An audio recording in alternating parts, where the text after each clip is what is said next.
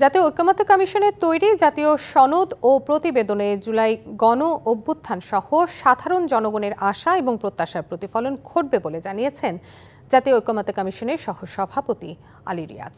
দুপুরে রাজধানী ফার্মগেট কৃষিবিদ ইনস্টিটিউশন মিলনায়তনে সুশীল সমাজের প্রতিনিধিদের সাথে মত বিনিময় সভায় এই আশাবাদ ব্যক্ত করেন তিনি। আলী রিয়াজ জানান, গত 2 মাস ধরে 33টি রাজনৈতিক দলের নেতাদের সাথে আলোচনা করে বেশিরভাগ বিষয়ে ঐকমত্যে পৌঁছেছে কমিশন। রাষ্ট্র সংস্কারে এখন যে অমিত সম্ভাবনা তৈরি হয়েছে, নাগরিক সমাজের সক্রিয় অংশগ্রহণ এটাকে আরও সমৃদ্ধ করবে।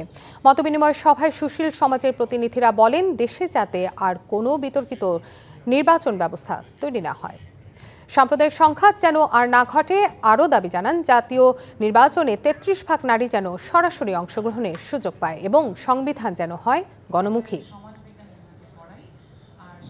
আমাদের লক্ষ্য হচ্ছে একটি জাতীয় সনদ তৈরি করা, যেসব বিষয়ে রাজনৈতিক দলগুলোর মধ্যে, রাজনৈতিক শক্তিগুলোর মধ্যে এক ধরনের ঐকমত্য প্রতিষ্ঠিত হবে। আমরা চেষ্টা করব যে জাতীয় সনদ তৈরি হচ্ছে তার পাশাপাশি যে প্রতিবেদন আমরা তৈরি করতে চাই, সেখানে যেন এই মতামতগুলো প্রতিফলিত হয়।